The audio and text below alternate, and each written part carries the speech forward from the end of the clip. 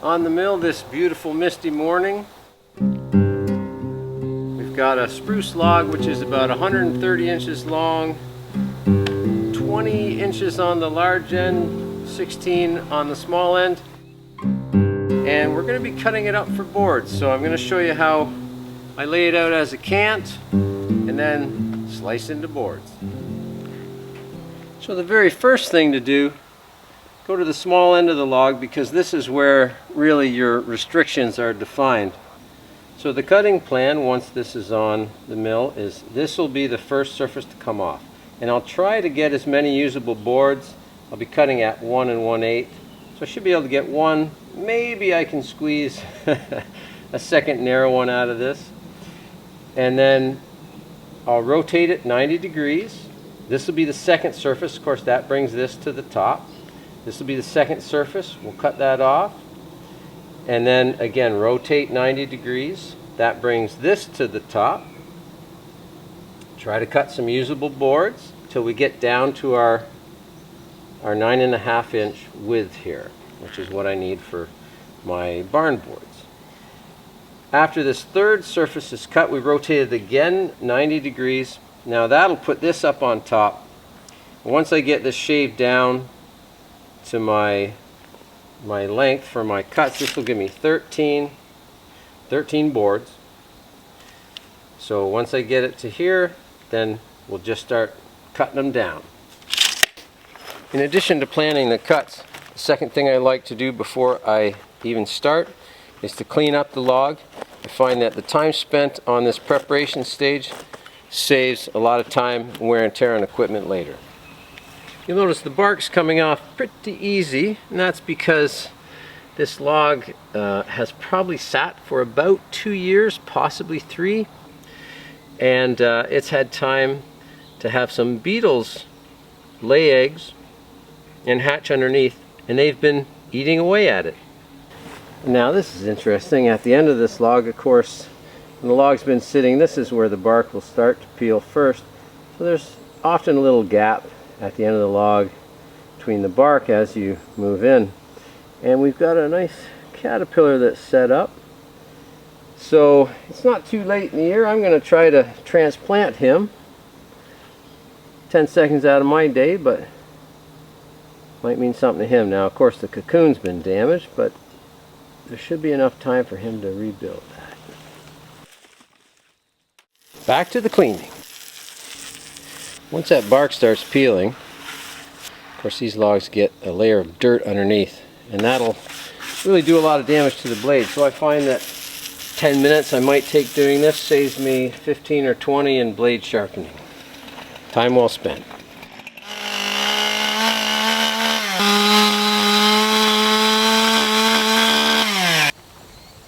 Now with hardwood, I'd probably get a skid steer or a winch system to help me pull this up, but it's softwood, 800 or 900 pounds. With parbuckling, that'll make it 100 pounds, maybe 150 uphill, up the ramp.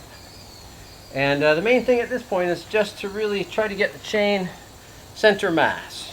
I've got somewhere lined up around here.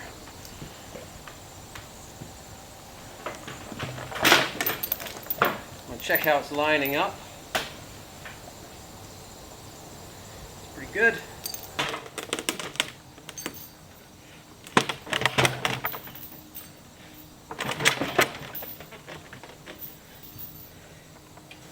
Back straight and last pull. Checking how it's lined up. It's good. Don't bend your lower back. Use your legs.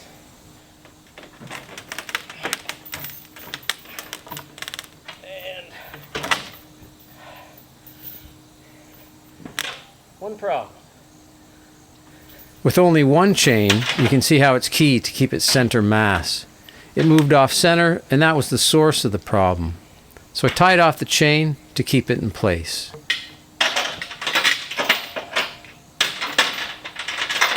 There. Then grabbed a PV handle for leverage. Let's go another kind of manual.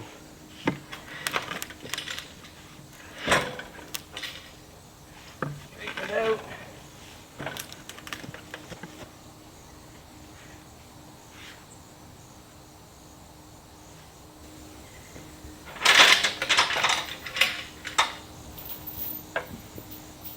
last pull.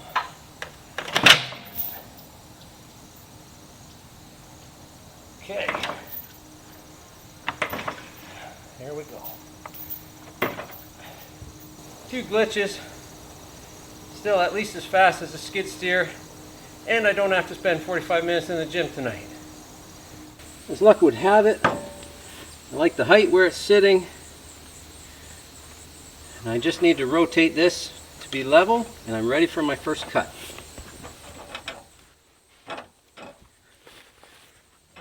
Just a hair. I think I'm good with that.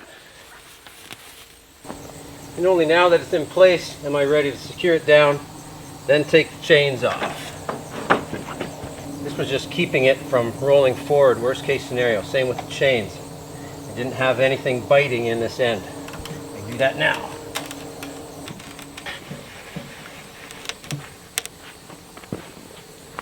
So this is the large end, and the small diameter end is my frame of reference, but I'll just start taking some what I'd call partials off. So as this log slopes larger, I've got some wood that might turn into 6-inch or 9-inch wide, 1-inch thick. Here's the defining dimensional cut for that first surface.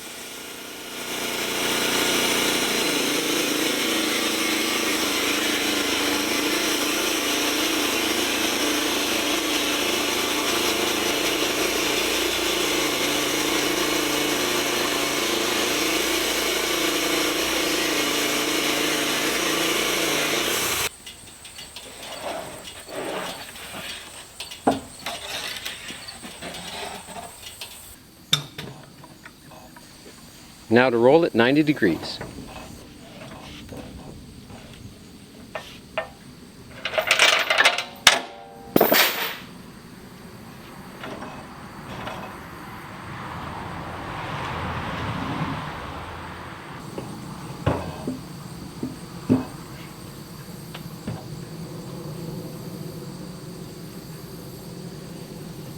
Truing it up, got my log dogs engaged loosely on the other side just so that it won't roll back, and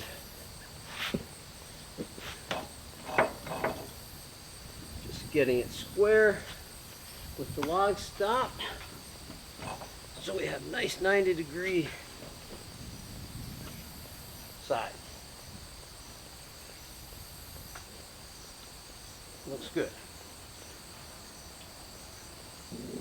You couldn't see it, but I was careful not to step inside here until I had everything secured, because that log can roll back and that'll take your knee out. Also helps to always have a wedge handy that you can stick in there to try to prevent it from rolling back.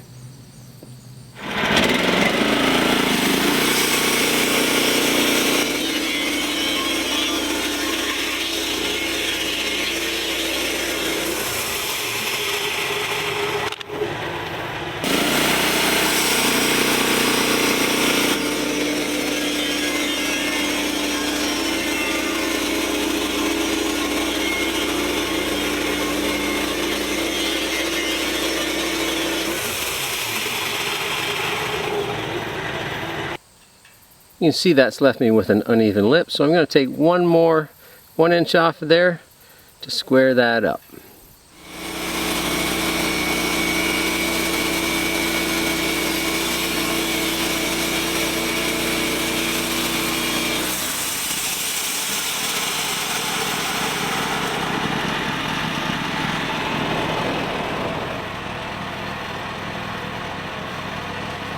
Now it's ready to rotate 90 degrees to the third cutting surface.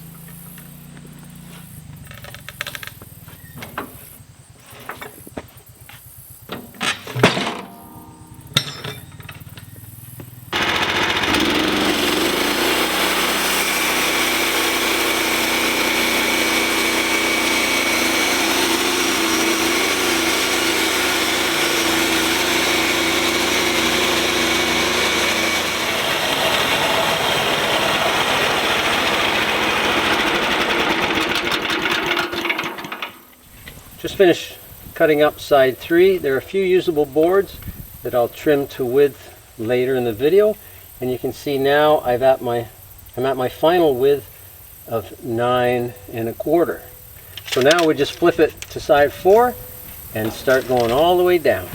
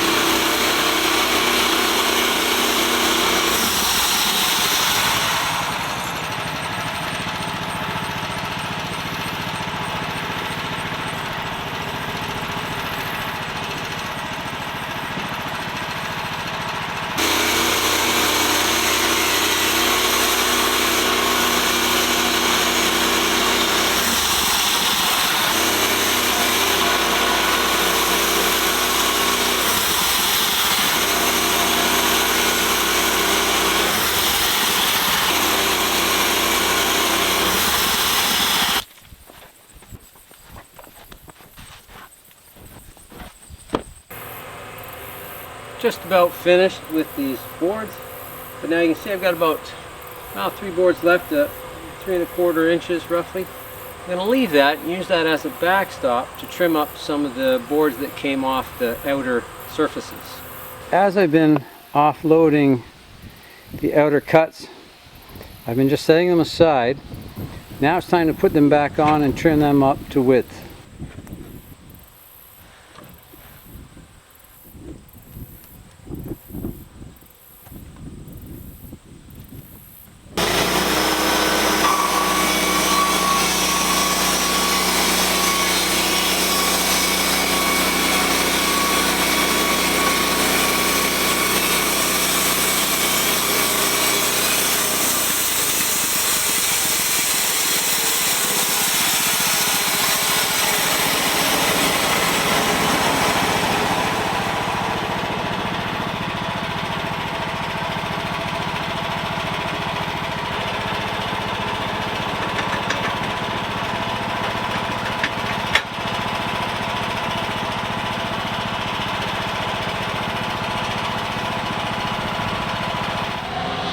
Lots of work happening today.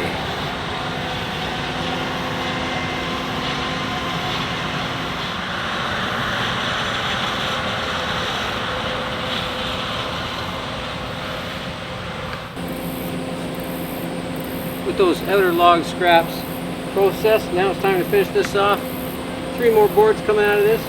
Before I do, I'm going to throw a few of the cut boards on top just to add a little extra weight so that as we get to these final thin pieces, it's not going to release tension and bow and change my true thickness.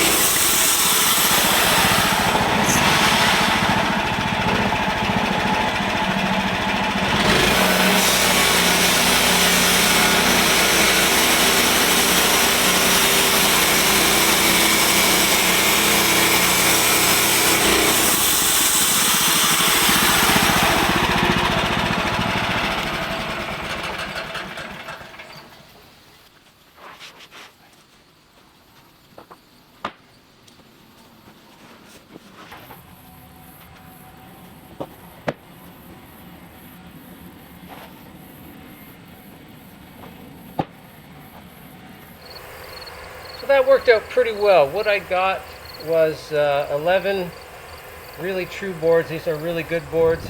I got 4 that, well, the edges are not perfect, but they're definitely usable.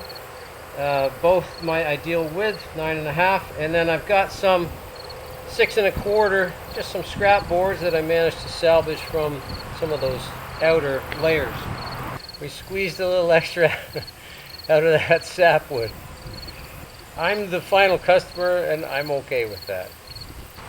All in all, it comes to 138 board feet, and so I'm pretty happy with that. With the Doyle scale, they say that you should get 124 out of that, and I got 138, so I'm happy with that overall.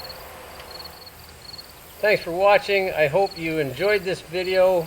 Maybe it was helpful in some ways. At least I hope it was entertaining or satisfied some curiosity.